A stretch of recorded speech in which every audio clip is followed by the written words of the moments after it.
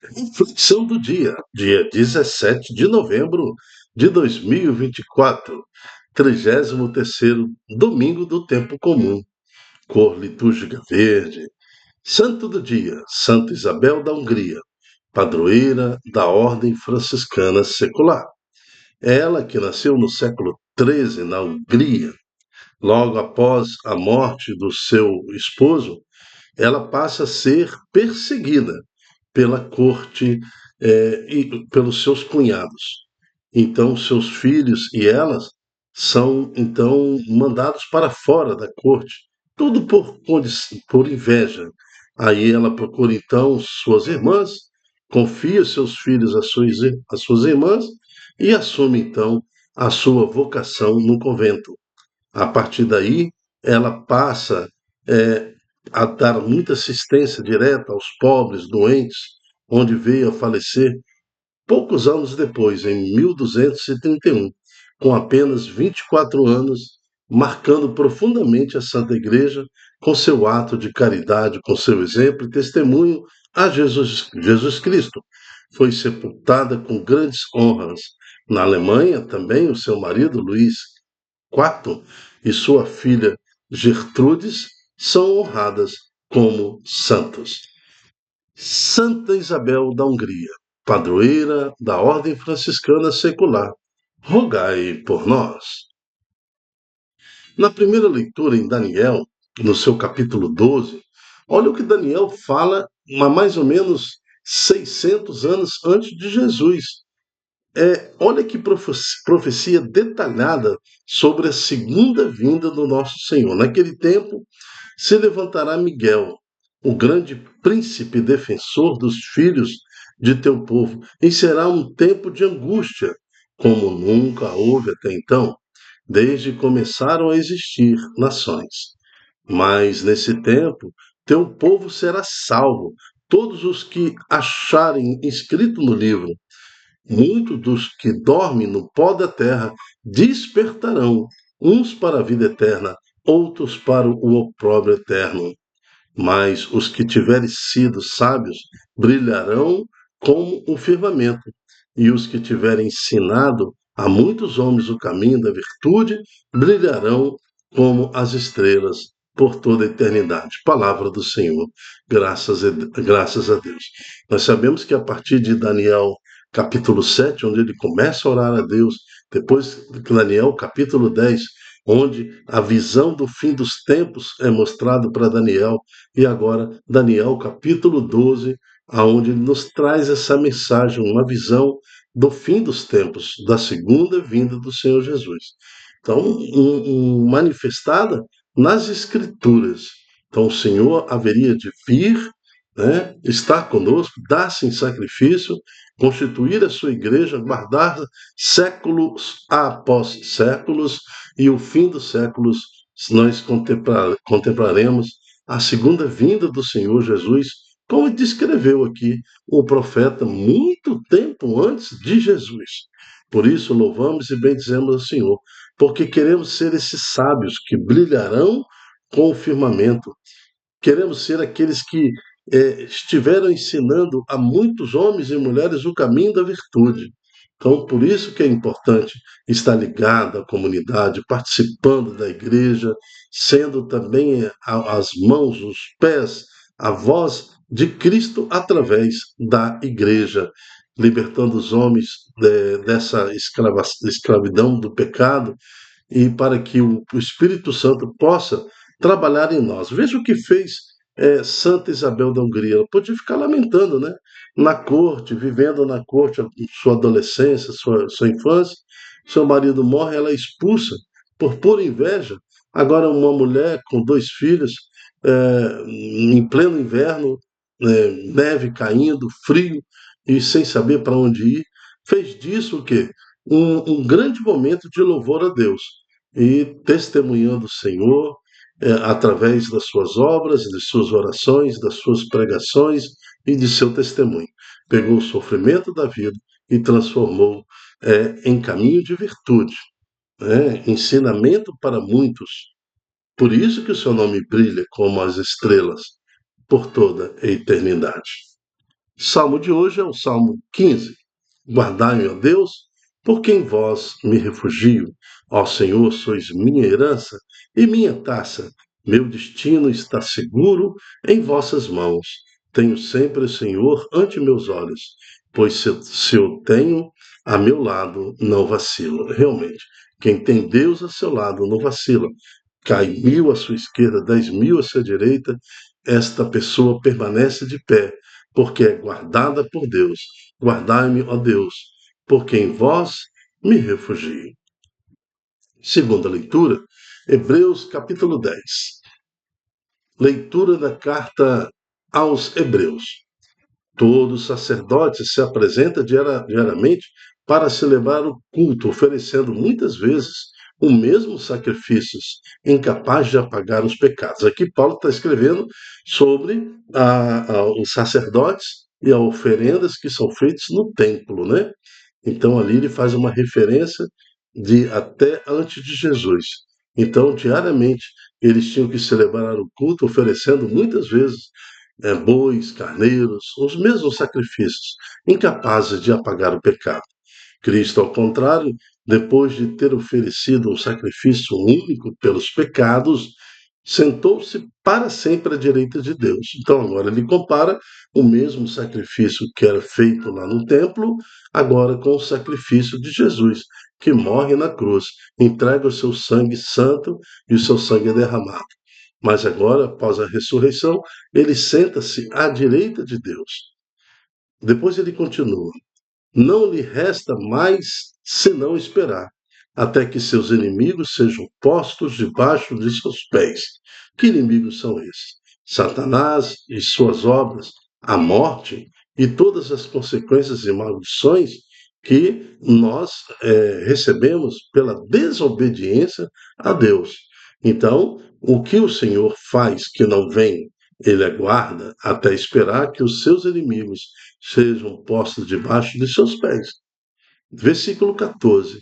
De fato, com esta única oferenda, ou seja, morte de Jesus e sua ressurreição, levou à perfeição definitiva os que ele santifica.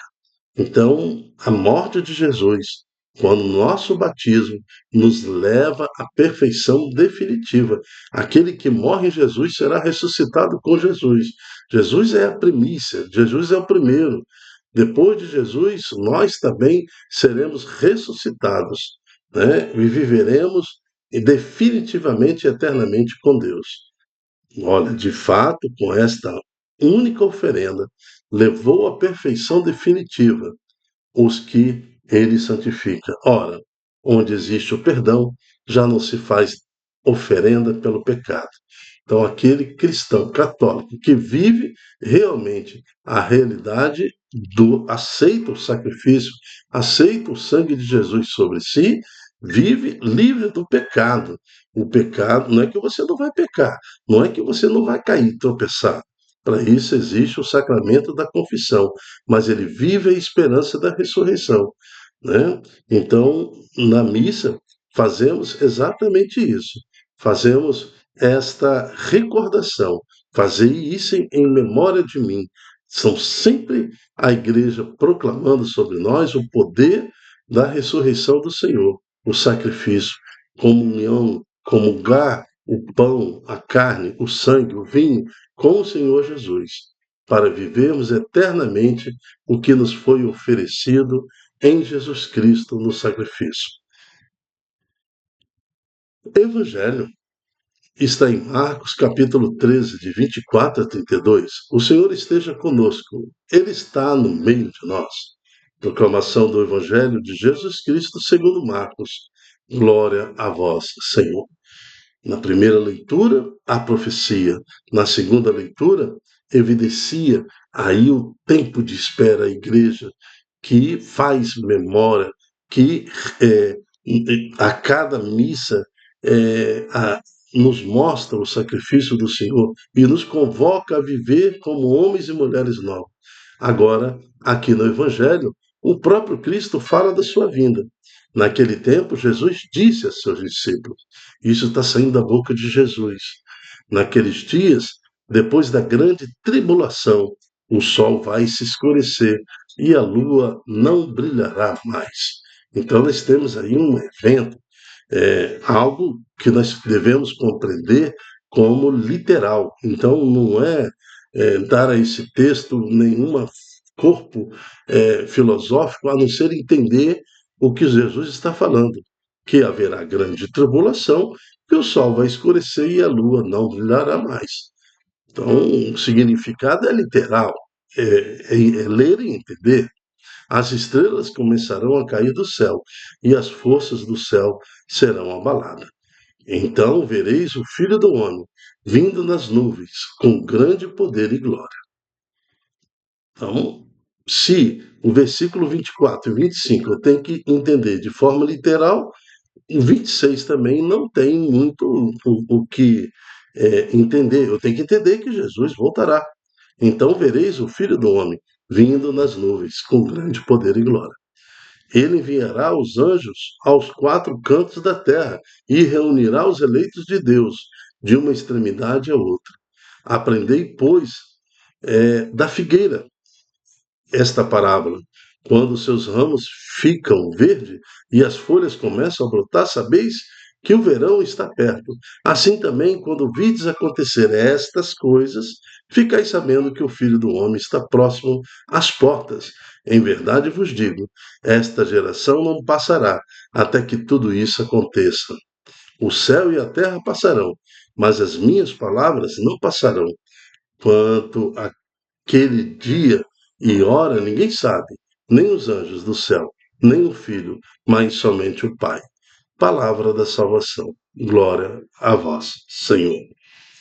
Mas, Dilton, você acabou de falar que esta geração vai ver o que está acontecendo assim também, quando vides acontecer estas coisas, ficais sabendo que o Filho do Homem está próximo às portas.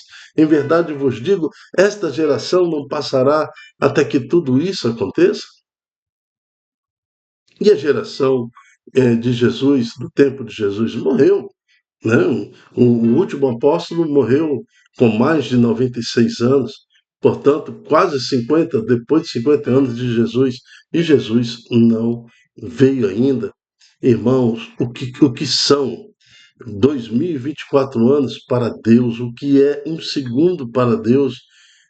Nós temos a infantil decisão de decidir o tempo cronológico humano desenvolvido pelos homens e confundir esse tempo com o tempo de Deus. Então, geração, humano, homem, humanidade. Tempo é o tempo de Deus agora. Nós estamos vivendo um tempo de misericórdia. Um tempo, se eu pudesse falar, é igual um tempo de futebol. Deu os 45 minutos do segundo tempo, nós estamos vivendo agora uma prorrogação. A misericórdia de Deus está se estendendo por 2024 anos e se estender por 5.000 anos. O que são 5.000 anos diante de uma eternidade? Nada. É um estalar de dedos, é um flash, né? Igual você tira uma foto com flash. Passou-se 2024 anos na nossa compreensão de tempo, mas na compreensão de tempo de Deus é hoje, é agora. Jesus é presente, está agora. Jesus não tem passado, Deus não tem passado, Deus não tem futuro, Deus é. Jesus, ao ressuscitar, ele está completamente nessa dimensão divina. Então ele fala, esta geração não vai passar. Agora também ele fala anteriormente que tudo isso acontecerá e ele enviará seus anjos ao quatro cantos, reunindo os seus da extremidade da terra. E o próprio Deus, o que é reunir os seus nos quatro?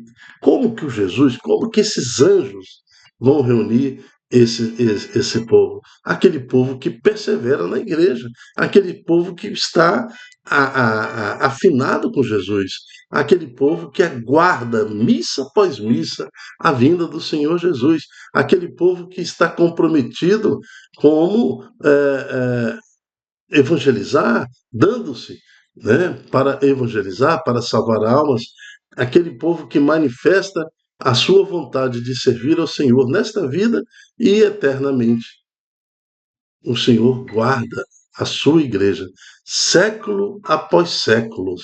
É Ele que guarda até o fim dos séculos, né? Quando o Senhor há de voltar e julgar os vivos e os mortos, né? Que nós possamos perseverar e, acima de tudo, fazer da nossa vida um grande louvor a Deus, assim como fez o santo de hoje, Santa Isabel da Hungria. Que possamos viver as profecias de Daniel, assim como nos lembra o Salmo: guardai, meu Deus, porque em vós eu confio. E lembrarmos, né, que junto com esta carta de Hebreus, que foi a segunda leitura de hoje, né, que o sacrifício foi único e perfeito. Então, nossa salvação está em Jesus Cristo. Vem, Senhor Jesus. Falamos isso sempre na missa. Vinde, Senhor Jesus. Vem, Senhor Jesus. Toda missa, de hora em hora, o mundo tem missa, né? Se não tem missa aqui no Brasil, aqui no Espírito Santo, em Vitória, tem missa em Cariacica, tem missa em Vila Velha, tem missa, assim, vai por todo o mundo. Então, de hora em hora, a igreja fala: vinde, Senhor Jesus, vinde, Senhor Jesus, vinde, Senhor Jesus. É a igreja que clama a Deus por sua misericórdia, mas clama também pela vitória de Cristo, que há de voltar e julgar os vivos e os mortos. E nós, católicos, apostólicos, romanos, cristãos de todo mundo, vivemos com ansiedade este momento, aguardamos com alegria no coração a vinda do Senhor Jesus. Vinde, Senhor Jesus. Eu me chamo Dilton Góes. O nosso projeto chama-se Ai de mim se não evangelizar. O Reflexão do Dia faz parte desse projeto. É um programa com o objetivo de estudar as palavras que compõem a liturgia diária. Você percebe que eu não faço a leitura direta. Às vezes eu paro, explico versículo por versículo.